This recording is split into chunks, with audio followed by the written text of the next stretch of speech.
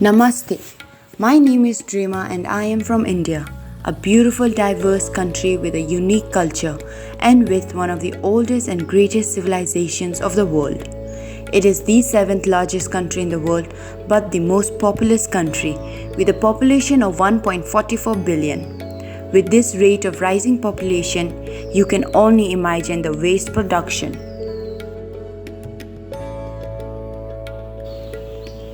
India produces 62 million tons of waste annually, with 70% collected and only 12 million tons treated, while the rest end up in landfills. In my project, I am out to discover a big question. What happens to the garbage in local homes, shops, cafes, hostels, and big restaurants? After multiple researches in my local town in Dehradun, I was shocked to find out that there is no proper system of waste disposal. So I decided to venture into the streets and ask people myself.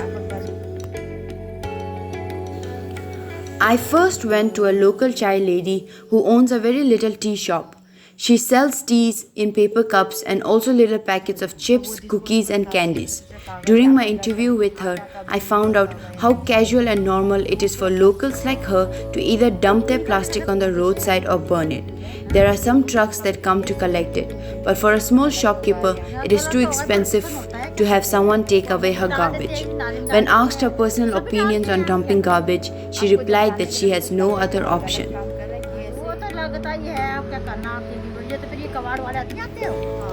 Then we went to a bigger restaurant, which produces about 100 kilos of waste per day.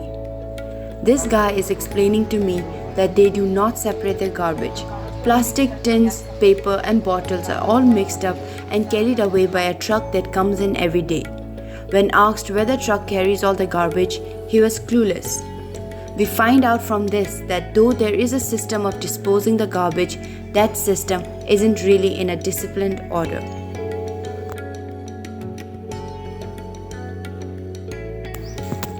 So we moved on to one of the garbage collectors to ask him the big question. He has his own little business where he collects only bottles, jars, papers and cardboards. He barely earns $1 per day.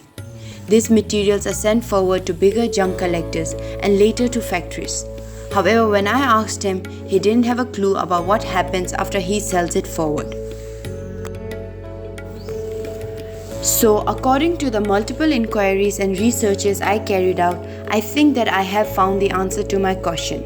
However, the answer isn't what I had expected. So what actually happens to the garbage in my local town is that it either gets dumped on the roadside or burned.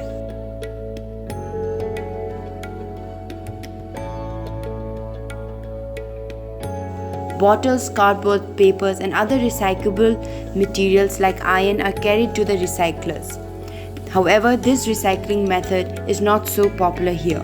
Most of the garbage ends up in landfills like this one, the Ghazipur landfill, India's tallest landfill. Global warming just makes the situation worse. Currently, India is facing a heat crisis, especially in its capital, New Delhi, which is vulnerable to high temperatures because of pollution and population. The temperature recently rose up to 125 degrees Fahrenheit. One extreme example of this catastrophe is the spontaneous combustion of the Ghazipur landfill, which lasted 2 months, from April to June this year 2024. Thousands of rag pickers living around this landfill lost their years' worth of hard work, collecting bottles and other recyclable materials that they will sell. After this fire, residents were trapped to breathe in these toxic fumes and could not escape due to extreme poverty. Most of these rag pickers have no choice, so they end up on the streets begging for food. Jalan इतनी हो रही है कि आदमी बस मजबूरी है घर तो छोड़ ही सकते हैं हम. The toxic fumes the landfills emit include extremely polluting gases like carbon dioxide and monoxide, hydrogen sulfide, dioxins, and furans. Breathing of these gases pose significant risks to plants' environment and human health. health risks include respiratory problems like asthma, bronchitis, and other lung diseases, carcinogenic risks, and neurological effects. I started out this project hoping to find a solution to what to do with my garbage. However, this problem is huge. It is me up against the government and huge business corporations that are much centered around the rise of the economy, not bothered about the country's environmental degradation and poor people's safety.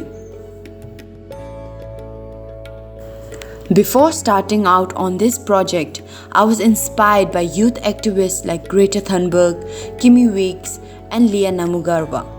They proved to us that by raising awareness, we can make a change. We can demand safety from our current governments for our future generations.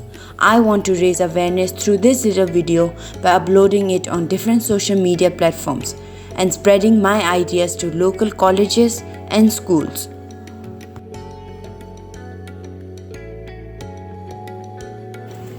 Never doubt that a small group of thoughtful, committed citizens can change the world. Indeed, it's the only thing that ever has. Beautifully written by Margaret Mead. Thank you so much for your time, and I do hope that we together can make a difference. And I do hope that we keep inspiring each other. Thank you very much.